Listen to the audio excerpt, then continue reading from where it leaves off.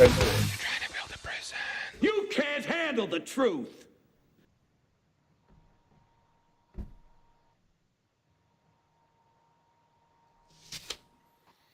What is going on, everybody? Welcome back.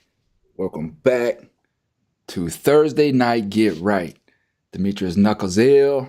Thomas free me on this Thursday night. We pray that everybody's safe, blessed, warm. Well, we definitely know that you're warm. Cool. Staying cool. And most of all, just healthy and happy, man. In good spirits. Hope that you sit back, enjoy the show. We got something to go off on tonight, man. I'm gonna go off, man. I'm gonna go off. But before we get into that, man, just many praises and blessings to all those who's inflicted in this poverty thing, man, that we got going on. And just pray that you guys keep your spirits up, your head up, and enjoy the show, man. So D, what you got going on, D? Good evening, partner. man, great evening. Uh,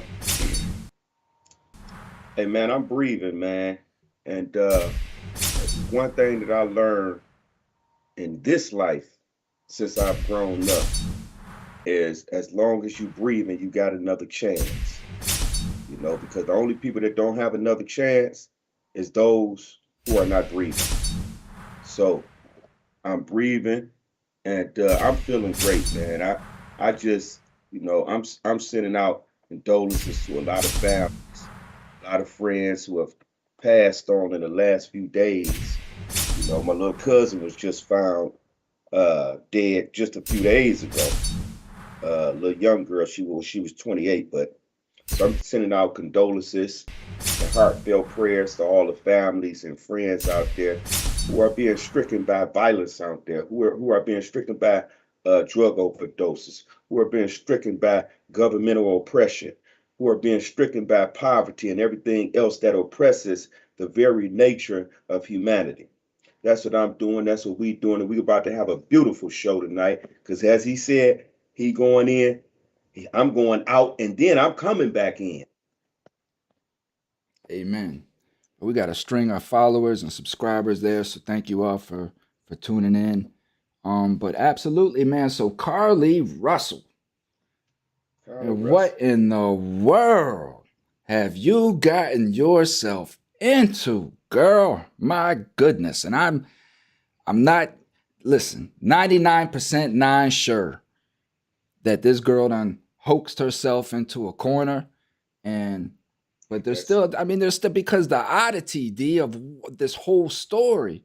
But let me say that I was just sitting there thinking before we went on. I said, you know what, man?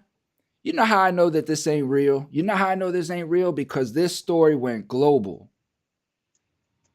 This story went global. And this, like, stories like that really, don't go global when it happens to black people. I mean, that's just my opinion and my I perception. I agree, man. Because but see the difference is one element to this story that made, in my opinion, that made this different than any other story from a minority is the fact that as the story was initially told, it was a baby left alone in the road. That right there raises everybody's eyebrows and brings everybody's heartfelt thoughts and prayers into fruition right in that moment. And now everything else that comes after that can be false, even though that part was false. But everything after that can be false, and it only further preys on people's emotions. But to put the baby out there first is the easiest way to make contact with people's emotions. A baby was left in the road. And that's the thing, man. I know that people use kids in certain circumstances because a child will instantly pull at somebody's heartstrings. You know what I mean? Like when you see a child on the side of the road or in the road or anywhere, a child by themselves, you really don't even think about the potential danger that could be behind that. You're only just thinking about the danger that this child is in, but not what kind of potential danger that you may be in. Absolutely, man. And that's why it was so intriguing. That's Right. why it was so captivating. That's why it captivated the attention of the world.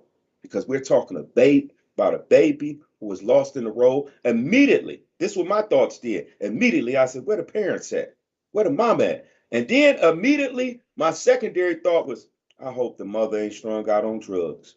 You know what I'm saying? Yeah. So, and this is what I'm not the only person thought this. It's millions of people probably had this same thought process when we heard about a baby being left in a road. Mm, that's Yeah, and crazy. people's like, well, how does a child get off the side of the highway? I mean, it could have been when a person could have been on the side of the road changing their tire. Maybe the baby got out of the car and they don't know. They changed the tire and drove off. You don't know.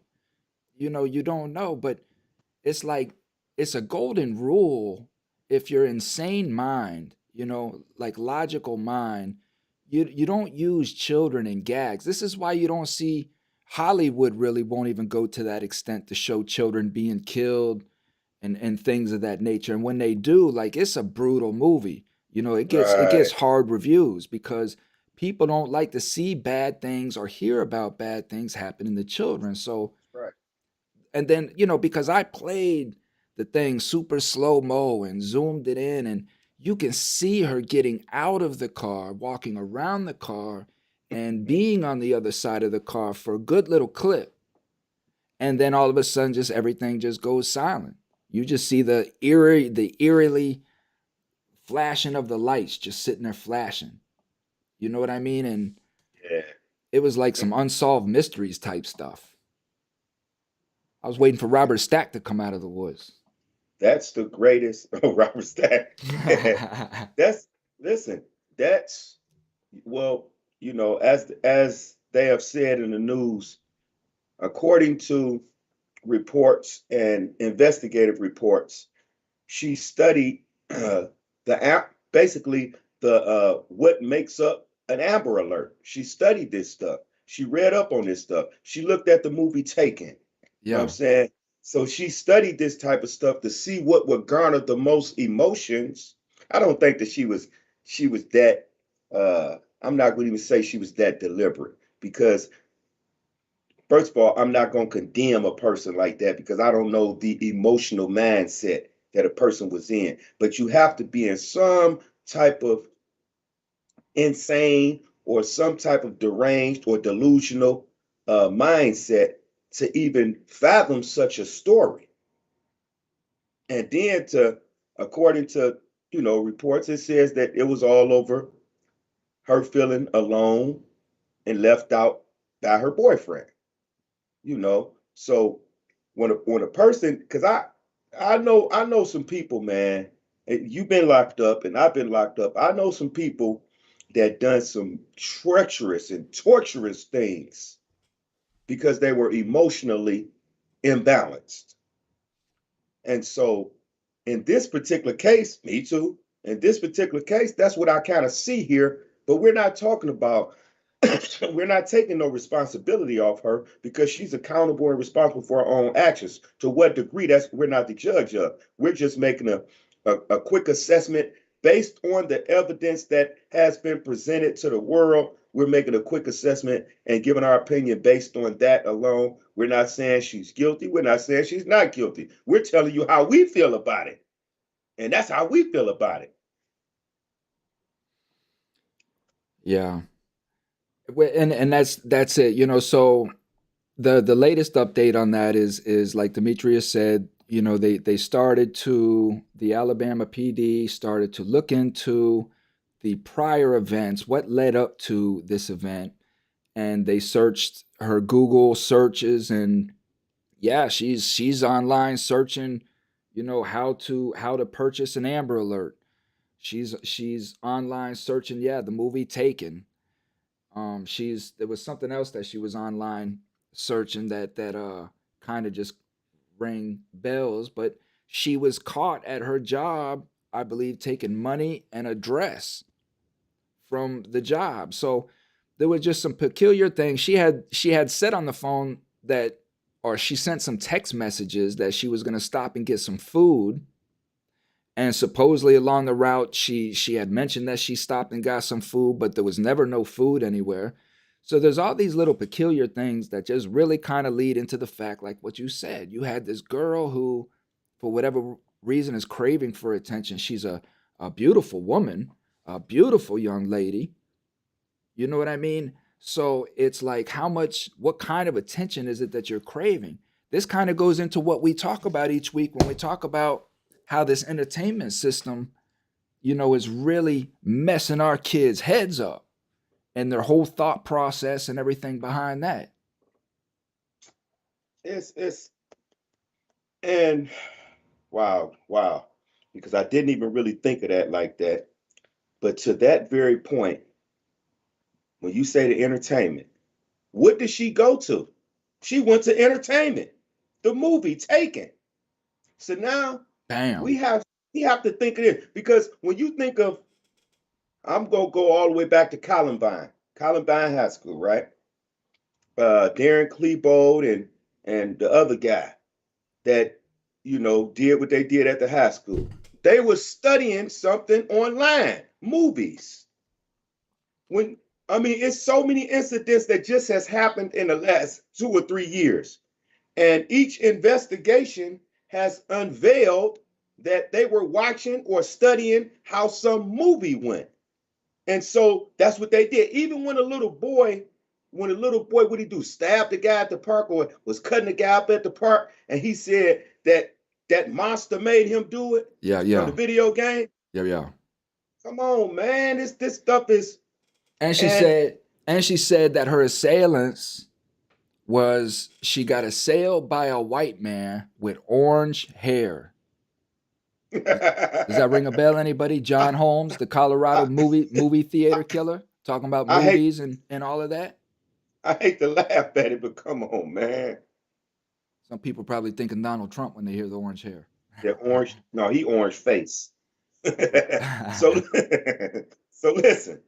And the thing about it is that, and this is the real issue here.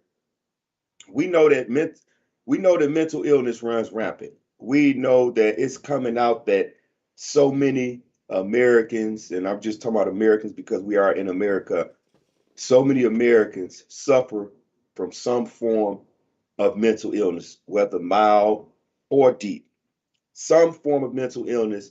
And we're constantly seeing this mental illness that we suffer from played out in so many different ways. And here is a way that it's playing out.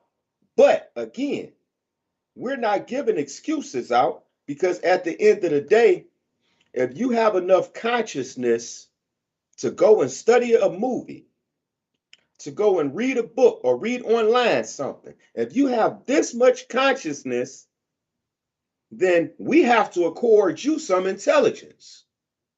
You have to have some intelligence to say, you know what, I'm about to go study the Amber Alert and see how the reactions are, see how the reviews are, see how they operate. I'm about to go study Taken movie. This means if just the word that I'm saying study means that I am about to take mental thought into what's going on. I'm about to process this stuff. And if you could process this information and you could execute what you processed, then you may be mentally ill, true, but you gotta answer to your wrongdoings. You know what I'm saying? With that in my frame of mind, man, that makes you more of a dangerous human being because not only do you have the capabilities to slip off into some unknown fantasy realm, but you have the capabilities to be meticulous in your planning in Ooh, that fantasy realm. Like these mass shooters that are sitting there for a year just planning this stuff out. And it's like there's nothing there along that whole route from the inception of that idea to the stockpile of ammunition that you have in your room now. There's nothing in between there, no kind of filter that stops and says, "Hey, what you're doing is nuts." right, And that's right. what I'm saying. So this young woman is so entrapped into her own selfishness, her own thought process of what she needed, that she was willing to risk the lives of other human beings to gain what it was that she was trying to get. So how is our children and these young adults getting to that? Like you said, she's in healthcare. And just to correct from the comments, so she searched how to take money from a register, and she stole a bathrobe and toilet paper from her job. And she's a healthcare worker. So it's just odd. Her You could just see that the track record of her thought process is a little off kilter.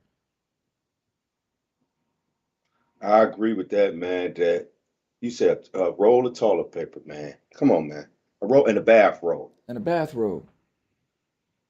And she work in the healthcare field. But again, I want to say this here, man, and I want us to really think about this. And I don't want us to throw the darts and knives and the bricks and sticks at her right now. I want us to really think about this.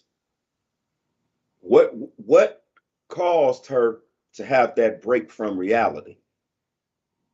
Because sure, we can condemn her and say that what she did was wrong according to us and all this other stuff, but that don't deal with the problem that we keep seeing repeat itself right before our eyes on the news in our personal lives. So my thing is that I would like to try to find out how can we prevent this problem from continuing, this mental illness from continuing. How do we arrest that mental illness before it overflows and it comes out in the manner like hers did, or in the manner like the young boys at the school just recently, or in Michigan, up in Saginaw, the little 16-year-old just got killed, or when the boy in Michigan just strangled the little girl, 2-year-old girl, with a phone charging cord. And at what point do we, and I'm just playing devil's advocate, at what point do we say, man, let's deal with this issue of mental illness? At what point do we say that we're going to deal with this issue of mental illness? Sure, we got the incidents that already occurred, and they must answer to their crimes. We're not talking about that right now. We're talking about preventing this repetition, preventing the next person from allowing or being uncontrolled in their mental illness to where it causes them to do something similar or the same thing as Carlee did or these other people are doing around us. When do we say that we got to step in and we got to step up and we got to take charge? Because when someone can't think for themselves, there's always someone waiting in the wings to think for them. And that's why the prison system is the way it is today. Because sometimes a lot of us couldn't think for ourselves. So the prison system was like, wow, I got him. I got her. She can't think for herself. We're going to think for it in. Lock up when we say lock up. Shower when we say shower. Eat when we say eat. Sit down when we say sit down. So again, at what point do we begin to take a real look at mental illness and try to understand what drives these individuals to have that breakdown? What triggers them, so we could help prevent the next tragedy from happening, to where a baby is kidnapped, a baby is left out on the road, because it actually happens. It just happened in Detroit. 2 children was just found walking up the street by themselves, like 2 years old. Well, that goes to my point, in the beginning, is why did this go national news when there are real instances like what you just labeled, all of these children that are involved in? Why isn't that going national news? These are real events. So it again, the way that life is right now, man, it's like I question everything that is going on.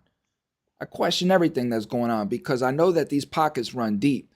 And how do we know they're not reaching our children and promising our children some kind of whatever, right? Through some social, however they're reaching our children and getting our children to do these atrocities that they're doing. How do we know that We don't, man. We don't know what's going on. We're just left to assume so much. But then we get these odd things that are just coming out like this here, and if you don't stop to question everything, like this is Demetrius and I's point. And this conversation, again, you guys have to understand how this show, for the listeners, for the new listeners on the radio, we do no pre-planning. This is not a pre-planned show. We don't get together. We just say, hey, listen, let's talk about this, and okay, let's run with that. And I Right. really had the intentions of coming in and going in on this girl, like I said from the beginning, right? Because we'll get into that in a minute. But how this show forms is because you have two individuals who understand the root of the issue. So as soon as we start broaching the subject, we get to that root, and that's where the show starts to form its structure from each week, Right. right? Because we understand a Carlee's the pressure on this woman. We understand the pressure on these kids, and it leads back to her parents. She obviously has parents. She went home, and she obviously has caring parents because of what's going on now. So Right. how does something like this occur, right? Like you saw the TikTok about where the TikTok that I made about addiction, where the one guy came on talking about how he would talk to his kids. His kids would never be addicted to drugs, and his kids Yeah. would never swallow a lethal amount of drugs. And it's like you don't know what your kids would do. And this is a perfect example. It's a perfect example, man. Because her parents, her mother came on the news and said her daughter is not a monster. She ain't used monster, but Right. she said all of this stuff, right? And we have to believe what the mom say. She say, I'm gonna read it right here. She said, it says Carlee's mom says they will not be bullied. Talking about her, they will not be bullied. So when a person just even use that word, that tells me that at some point in time they felt bullied.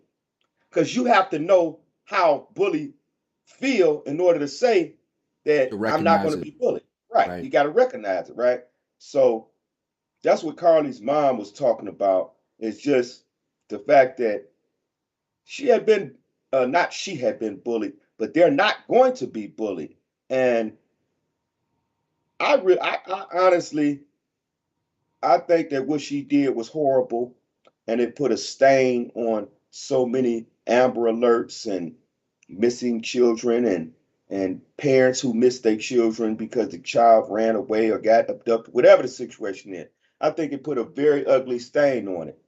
But as a parent, when a mother comes out and say that they're not going to be bullied, that says a lot because she's already said that her daughter was not a bad person. Her daughter was not this. Her daughter was not that.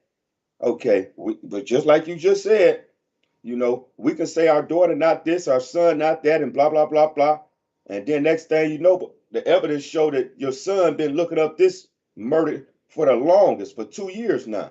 And people get So mad at me, D. People get mad at me when I use this reference, right? Because you know me, I go hard. But it's Jeffrey Dahmer's mother sat right on the news talking about how great her son is not my son is not a monster.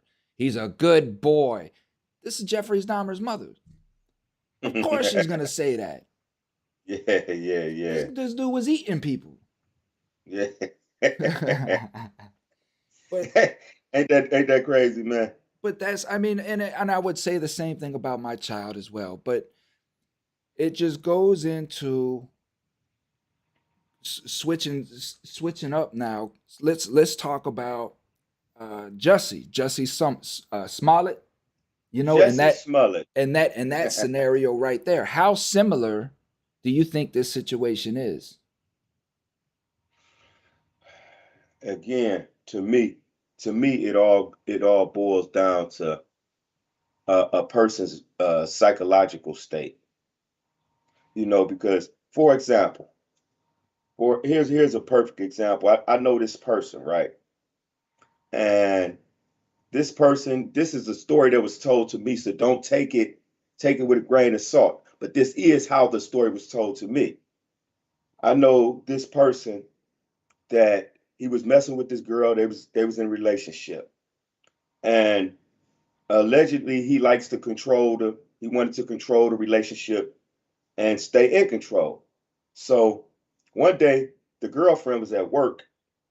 He called the girlfriend and he said, "If you don't come home, I'm going to kill your son."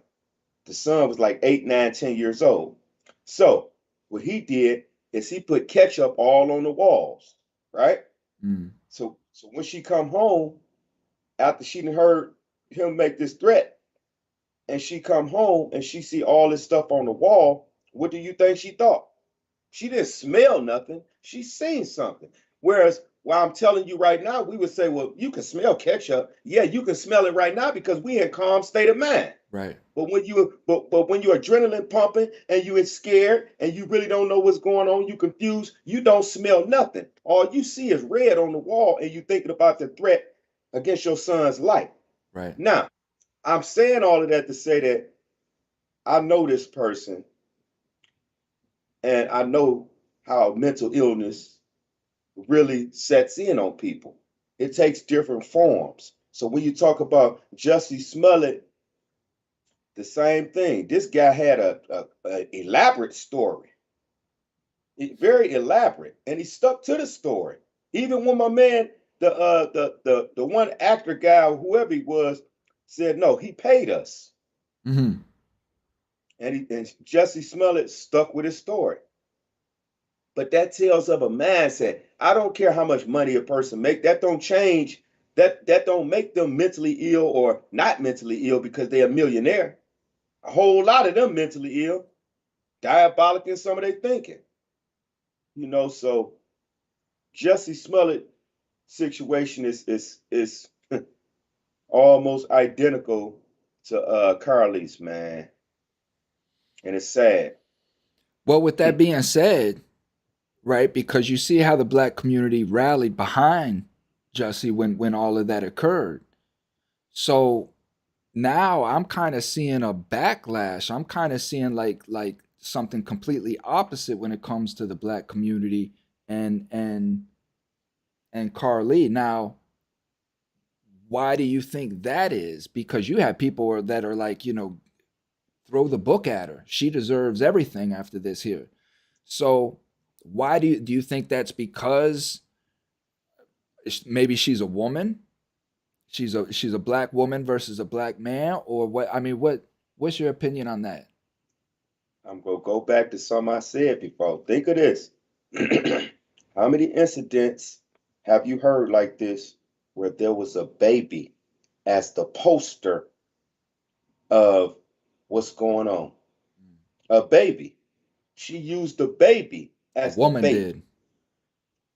Yeah, A she woman used used the a baby baby. Yeah. as the bait to people's emotions. And I'm going to Mm-hmm. tell you the first person who I remember doing this, because it's many, but I'm talking about one that stands out that became worldwide known that did this 1994. I'm going to tell you the incident, and you probably will know her name. I know her name. 1994. This this car was ran into a river with four children in it. The lady said a black guy carjacked her and drove the car over in the river with her children in it. 1994. Now, that right there I grabbed remember that. everybody's attention. First of all, it was a white female talking about a black guy, and she talked about not, she wasn't hurt. She talked about the children was hurt. So that right there made everybody turn ire on any black guy that fit the description or didn't fit the description of what Susan Smith said. So now you take Carlee, who used the poster child for her story was a baby. It attacked everybody's emotions. It touches everybody's emotions rather. And now again, everything she say after that in people's whose heart has been touched by the baby, her everything she say after that touches the heart because she used the baby to touch the heart first. So so now people are looking at it like this. To me, I think that the difference between her and Jussie Smollett is that Jussie Smollett, people rallied behind him because it sounded viable, right? It sounded viable. His story sounded reasonable. But he was an actor Hmm. on a well-known show. We don't want to see our brothers go down. The system is always against a brother. And then you take the sister who do something like this for people like us who got to walk through these neighborhoods, who got to walk with our little grandchildren, little babies. We got to deal with this. And she did something stupid like that. Man, we not supporting that garbage, man. Do what y'all got to do to her, man. Hmm. Because we the one gonna be arrested. People that walking around like me and you, we ain't got no money. They're Right. gonna arrest us and ask us questions, take us downtown and say, well, you was over in that area, Thomas Freeman. So you telling me you didn't see nothing, but the girl was right down the street. You didn't see nothing. I might just So happen to have orange hair walking by that time. see what I'm saying? So Yeah, that's why we take offense to this. Different story, man. that's a good point. So what happens? What if you're let's play this. You're the father and your 25-year-old daughter comes home and in the midst of all of this, what do you do as the father? You love your daughter, man. You know, at this point, at this point, it make it makes you think about, because I'm telling you the situation that I told you about I'm gonna kill your son if you don't come home. It make you really think about, in retrospect, any other incident, any other red flag that you missed. But even in recognizing that I missed that red flag and that red flag and that red flag, that's still my daughter. I got to do what I got to do to help her now because I feel partly to blame because I missed that red flag. But that's the sad thing about it with someone doing something like this is they don't know all the people that they traumatizing along the way. Got Mhm. dad feeling bad, mama getting defensive on the news, mama drawing ire from people because she's defending her daughter when all the time it all stemmed from the actions of her daughter, not someone else. The actions of his and her daughter. But again, it doesn't take away their pain because they missed the red flags. But okay, so you as the father, how do you get your daughter to understand the repercussions of what just occurred? Well, someone just put in the chat. Oh, Rose just put in the chat. Try and get her help. That's what a parent would do. You Mhm. try to get her help because this was some very delusional, very psychotraumatic stuff that she did. And you can't you can't take away from the fact that you are a father or you are a mother. You can't take that away. You can't take away from the fact that that's your daughter. So now what do? You stand by your daughter, you stand by your son, and you give them the help that they need, and you be there with them along the whole way of them getting help. Because at the end of the day, you want your child to be made as whole as possible again, if that's possible. Yeah. Amen. Yvette, so Yvette saying they need to get her help, the right help, and that her parents are saying that she's traumatized from the abduction. So what the abduction was, which again don't even make sense if this occurred, the level like it, so she's saying that she was abducted, she was taken into a house, she was stripped naked and they took pictures of her. Right. to me, that just, again, the elaborateness of placing a child out by the road and the randomness of you don't know who's going to stop for this child, right? What happened if it was just happened to be a trucker? Truckers are loyal American citizens that would stop if they saw a child, or call it in on their seat. You know what I mean? So what Yeah. happens if it's a trucker? What happens to your plan then? The whole plan just doesn't make sense. All just to take pictures of her and then let her go, or however she escaped or whatever. So I mean, me as the father, of course, I'm gonna lock my house down. You know what I mean? I'm locking my home down. Nobody's going nowhere. Nobody's saying nothing. We'll have food delivered if that's what we got to do, until we Yeah. figure out what the hell is going on with our daughter, and sit down and be like, Carlee, what happened? What's going Have you on? have you ever believed and really stood on the belief that someone was trying to do something to you, even though you really didn't have the type of tangible evidence that you could pass along to somebody and say, read that and tell me I'm wrong? Have you ever had that feeling that somebody was doing something to you, but you did not have the evidence? I'll tell you what. I was in Oklahoma City. I was a cellie with somebody who was schizophrenic, and he hated taking the medicine. And he would go 2 or 3 days without taking this medicine, and it would just be an occurrence, right? It would just we would be in the cell, and one particular time that kind of really had, because this was a big dude, right? And it had me a little nervous, man. And he just looked at me with this far out look, right? And he said, "Did you hear that?" And I'm like, "Did I hear what?" He's like, "Through the vent." He's like, "Listen, this dude gets me up off the bunk, and I go over to the vent, and I'm listening, and it's not dawning on me that he's not on his. I'm in my thing. So I'm sitting here listening, and I'm like, man, I don't hear anything." He's like, "Man, these people just said that they were gonna attack me after count." I'm like, "Man, them people ain't say." I said, Corey was his name. "Corey, you on your medicine?" "Man, f that medicine, man. These people gonna get." He would literally start strapping up. He would start putting magazines around him, start taping him up. He would, "Man, if you don't go with me, you're a bitch ass, this and that." And I'm like, "Man, you need to calm down." Yeah. But in his mind, he was preparing for war. He thought that people, as soon as they cracked that door, he thought they were coming in at him. Now in this, in this scenario, the door cracked, right? I went out first. I told him, I said, "Man, let me just go out here and see what's going on. You just stay in the cell.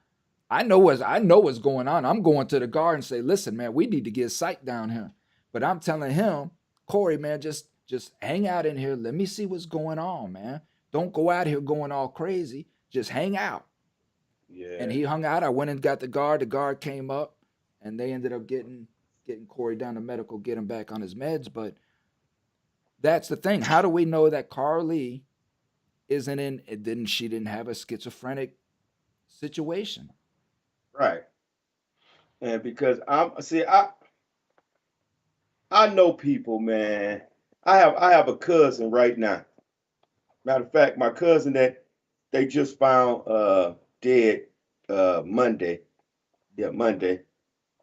She somebody slipped her something, and she just never came back from it. And so from then on, as the story goes, she never came back, and so she suffered from mental illness, right? I have another cousin. He suffers from mental illness too, except the difference is that when I see him, he tell me stories. Well, it's not even coherent stories. Right. Literally, it's nothing coherent. But if you just listen to him, you would be like, man, where is he getting this stuff from? Right. Because And they believe it. in his mind, And that's why we can't take away, like, we could say how I even said that it put a stain on people really telling their story that's being abducted and that type of stuff. It put a stain on. I could say that, but I could also, as a man, say, as a responsible person, say that we don't know what was going on in her mind, because in her mind, she felt that she was abducted. We don't know, because if she suffered from any type of mental illness, as they have said that she do, because they said that they looked up in her file and she suffered some stuff and that type of thing, and then it's triggered by a guy that she want attention from, and so now just think of this. They say she was triggered by a guy who did not acknowledge her existence, who was her boyfriend, did not acknowledge her like she wanted to be acknowledged, right? So she felt alone, right? Think of this. I used the word she felt alone, right? Now she said a baby was left alone. Who was the baby? Mm. She was the baby that was left alone because no one wanted the baby that was left. This is just me because I've kind of heard people's story. She was describing herself on the road, left alone, and she did what the other people didn't do for her. She rescued the baby. And in the process of her rescuing the baby, she lost herself too. Mm. Good God, boy, you spot on, D. Because when the first signs of mental health, a disconnection, in my opinion, I'm not a doctor, nothing like that. I've been around a lot of mental health, and I pay attention. But for me, the first sign of disconnection is self projection. Yeah, right, And right, what you right. just described is self projection. She's self projecting. She's projecting, like you just said, she's projecting her pain into this false reality for as a cry of attention. Absolutely. Good I'm telling God. you, I mean, I'm just rationalizing this and conceptualizing this in my mind. And I'm just thinking about the very words, and because, and I've heard the Jeffrey Dahmer stories, I've heard the Timothy McVeigh stories, I've heard the Dylan Klebold stories, I've heard all of these stories, the Charles Manson stories, and I've heard all of these stories, and in every single story that I heard of someone that the courts have deemed mentally ill and these type of things, they, I mean, for example, what's Norman Bates? Mhm. Norman Bates kept his mother in that same chair that she always sat in for years, and he talked to his mother. Bates You couldn't Motel. you couldn't tell him that his mother wasn't alive. Right. He he dressed her every day. He dressed that lady every day. And they say he was very intelligent, Right. but he still dressed her every day. And the things that he did, keep in mind, although he took care of his mother, right? He took care of his mother all the way through her death. He took care of her, but he killed women. He brought them That their don't mother, yeah. that don't even sound right, because he was trying to get back for all the stuff that he felt that his mother did to him. How she left him alone.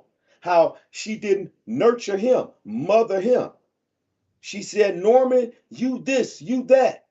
So he began to develop a hatred toward women. But yet he took care of his mother, even while she was dead. Trauma, man, trauma, listen, trauma has a connection to the brain that we it's gonna seep out of us in some aspect, man. It's gonna seep out of us in some aspect. And just to solidify like what D is explaining, I'm sitting there thinking, I'm listening to you, and it's making me reflect on different things. So, when I was a child, I had an instance where my father, and I've told this story several times, but this here is to solidify Demetrius's point, right? There was an instance where my father had went and purchased a ring of a lion. It's a lion face, right? He took me down. I remember it was a gold nugget ring, and I was in the face of a lion. I had jewels in the eyes and all this. My father loved glitz and glamour and shiny things at that time, so the ring came up missing. And I was just a young child, and I had 3 siblings that were much older than me. The ring came up missing, right? And I wore such a brunt of so many things that day that it left an imprint on me for the rest of my life because that was my first welcoming into false accusations, Mm. right? And confessions under duress, Wow. because my father was whooping my ass so much, I got to the point to where I just wanted the ass whoopings to stop. So I'm making up all kinds of, Dad, I threw it in the sewer. Dad, I did it over here. I'm telling him whatever. I just wanted it to stop. Mm. Mm. Mm. I was given a false confession at a young age. But the point of all of this is, throughout my life, I've had an infatuation with lions, the face of a lion, to the point that I got it tattooed on my hand. So I got it on my leg. I got lions, lions, lions, right? Uh-huh. And the thing of it is I never made that connection until a therapist, asked me one time, what hand was it that your father wore that ring on? I said it was his right hand. I said, whoa, it hit me. Whoa. And he's like, and you got what tattooed on your right hand? I said, the face of a lion. Mm-hmm. Mm-hmm. So it's these connections, right? And what's so important about that is understanding that if you want to recognize your trauma, if you want to recognize what's going on in your life, you want your life to change, it's spun out of control, you don't know what's going on, all you got to do is just sit your butt down and just take a look around. Take a look at your tattoos.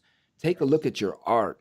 Take a look at what you've built around you and see if anything pops out that makes you, I don't know, reflect in some kind of way. That's but see that's what, like in Buddhism, the religion of Buddhism, that's what that's what's being taught. It says, and it talks about in Buddhism about learning to watch your thoughts. Watch your thoughts like you watch TV. Because if you are conscious of who you are, where you are, like I'm sitting down right now, I know this. I can close my eyes, and this what it's taught. And you're supposed to be able to watch your thoughts. You can see what thoughts are developing in certain different ways. You can see what thoughts are taking you in a direction that you don't want to go. You can see what thoughts are trying to take you in a direction that's fruitful for you and beneficial for you and others. You can see all your thoughts forming. That's how we supposed to be trying to make contact with our traumas. We supposed to be able to see them, because I'm going to tell you something. We can just use anger, for example. I used to have an anger problem so bad, man. I used to have an anger problem so bad that people that knew me back then see me now, and they'd be like, man, I ain't never seen you mad, man, since you was real young. Because, and I have a whole lot of problems that I have to deal with, but we not talking. We talking about this anger, and we talking about trying to identify or make it use it to show how we can recognize our depression or trauma or stuff like that. I began to sit back when I was in that cell in prison. My attorney said the reason why, and these were some harsh words she said to me, but they were so true because it woke me up. She said the reason why you're never getting out of prison, fighting your own case, is because you attach your emotions to the case. That's You right. just angry. You just angry. Mhm. She said the sooner you take your anger out of the picture, you're going to be able to see the picture. Now, I'm saying that to say that we have to recognize, as you said, our traumas. I began to watch what triggered me. I began to watch what triggered me. I began to watch how I trigger myself because I poke my nose in other people's business and get mad at them when they say something about it. I began to watch all my thoughts that I fed, all the negative thoughts that I fed. I began to watch them, and then I began to starve those thoughts. I starved them so much that those thoughts that were so full of anger, they they didn't control me anymore. Mm. And this is how we have to do our traumas. We have to listen, man. You talk about your father in that ring. I remember you telling me that story a while back. And I talk about how I grew up. I grew up a very traumatic life. And people hear me tell the stories of roaches in the cereal, but I didn't have time to pick out the roach eggs in the Rice Krispies. They all look the same to me. Mm. I didn't have time to do that, right? And as a little kid, I didn't think about doing that. All I thought about is pouring that cereal in that milk that's probably gonna spoil by tomorrow. We got to use it today. I want to pour that cereal in that milk, and I'm not even looking at it, not consciously, and I'm just gonna eat. I know we got roaches, but I can't think of it like that because as a kid, I'm immolated when I'm seeing my uncles, aunts, cousins, brothers, and sisters do. I'm Mhm. just eating. So that's just one small trauma, but I can tell the story without tearing up, so to speak, because I recognize it now. You know what I'm saying? I recognize why I go in people's houses today and I'll be like, man, I hope they ain't got no roaches, man. Yeah, yeah, Because I yeah. came from a house full of roaches. But I recognize it, man. And I never want another child to be all right with growing up traumatized. I don't want a child to grow up like that because I end up going to prison and save my life, right? The next guy might not have that opportunity growing up. He might grow up and pick up the gun and emulate that which you see in the movies or on the video games. So that's my goal is to stop this process from happening. Help these young kids out who develop mental illness based on their surroundings, based on their upbringing, coupled with the entertainment industry. Hmm.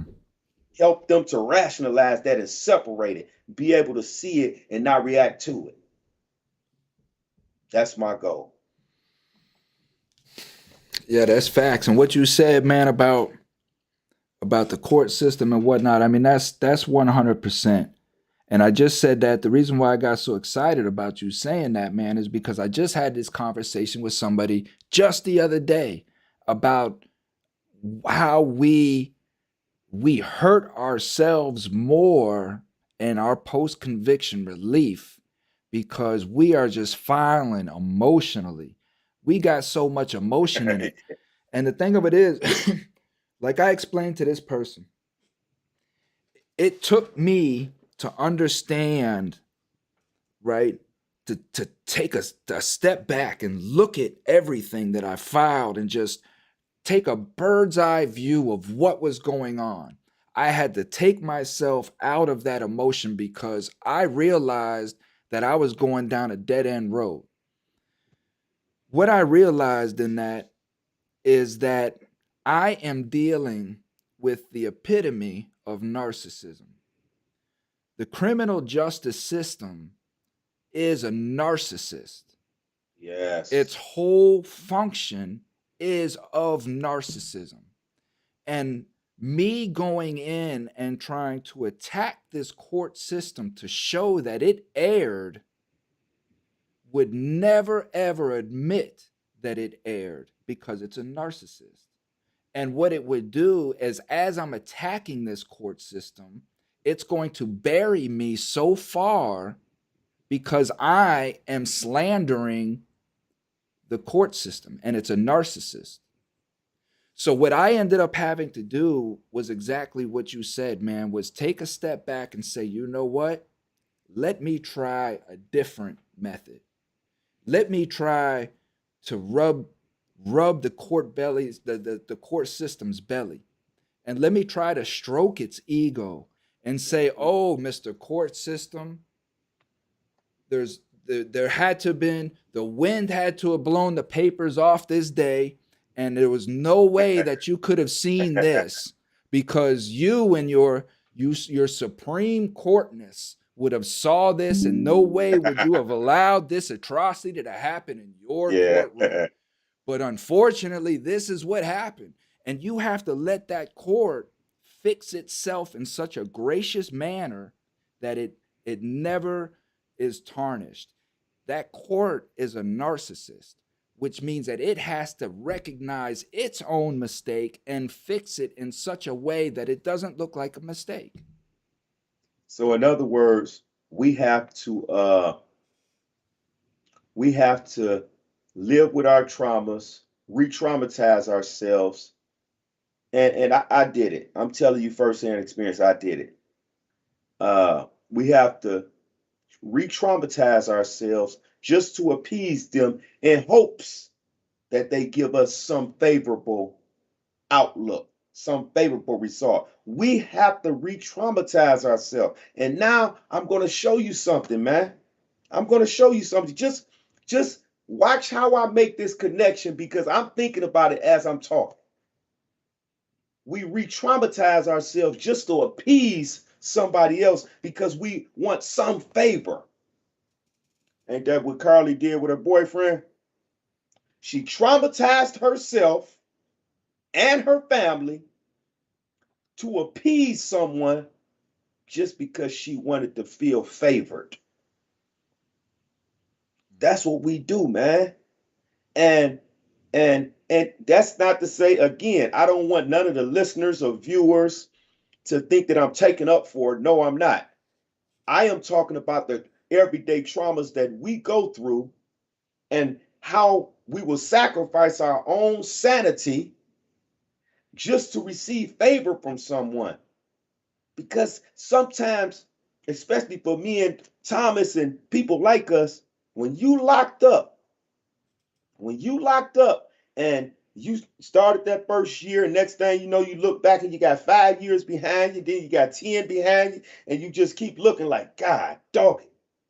You began to learn words and phrases in a manner so you can articulate a way to appease someone, even if it means degrading yourself for the sake of your freedom.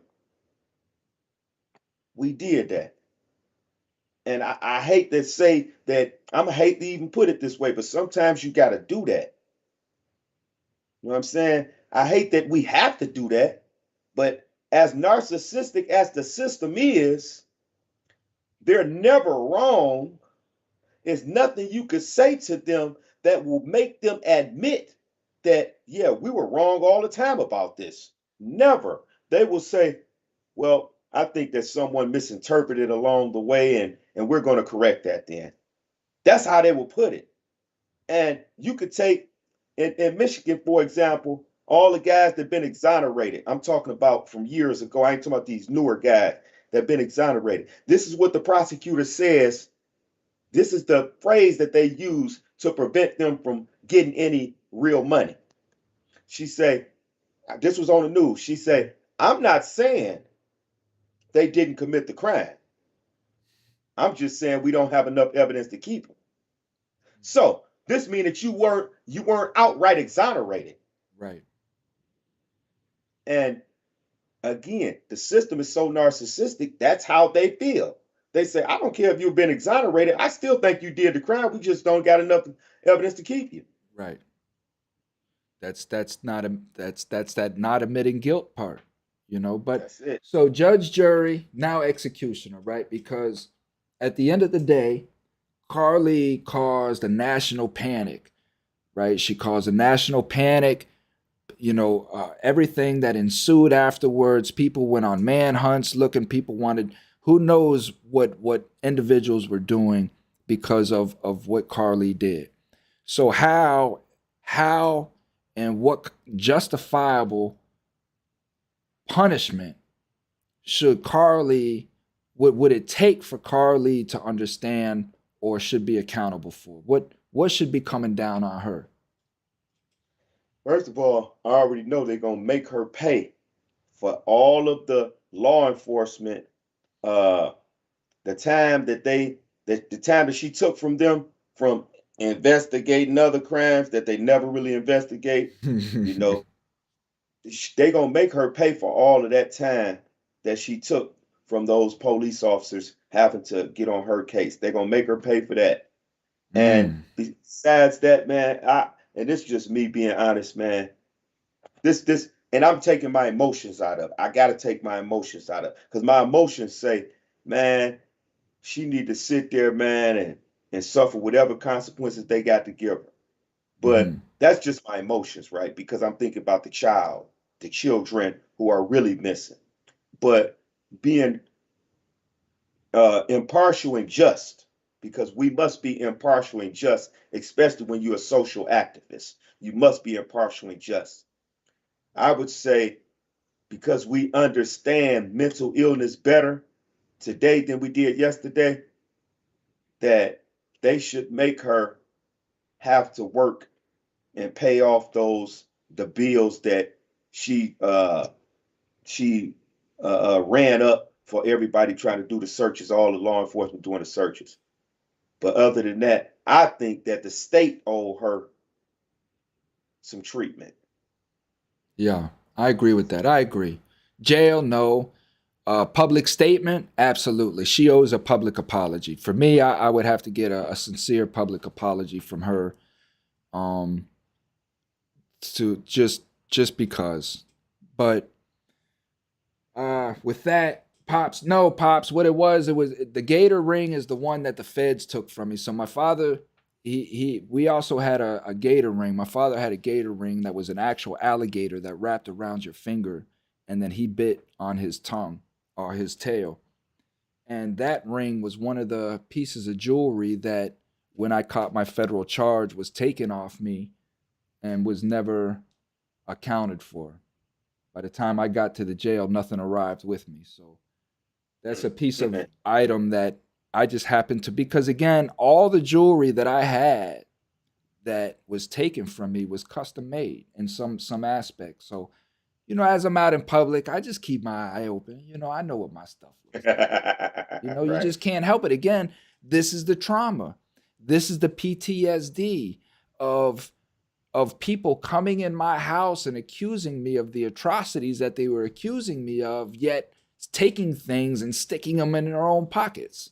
Hmm. You know, so that uh that always leaves an impression. But with that being said, you guys, thank you guys for tuning in. Thank you guys for the conversation in the chat. We love when you guys converse and back and forth and keep it going. Make sure that you guys hit the like button, the subscribe button if you haven't. Thank you for all the follows and subscribes in the beginning. Thank you, 88.5, for allowing us to grace your airwaves. Coming Home Coalition, Great Minds 5.0 Project, Demetrius, you just a great co-host, man. I love having you on the show, man. I really look forward to Thursday nights, man, in the show. And thank everybody, man, for guys what you do.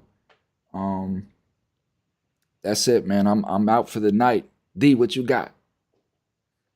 I'm thankful, man. I'm thankful that when you can find people that want to listen to you speak your truth and your intelligence, and we not talking no gangster talk and selling dope and crime stories. When you can find people that will take the time out their day to listen to you, we have to be grateful, man. We humble, and so I'm so humbled, man, because I tell my girlfriend this right now.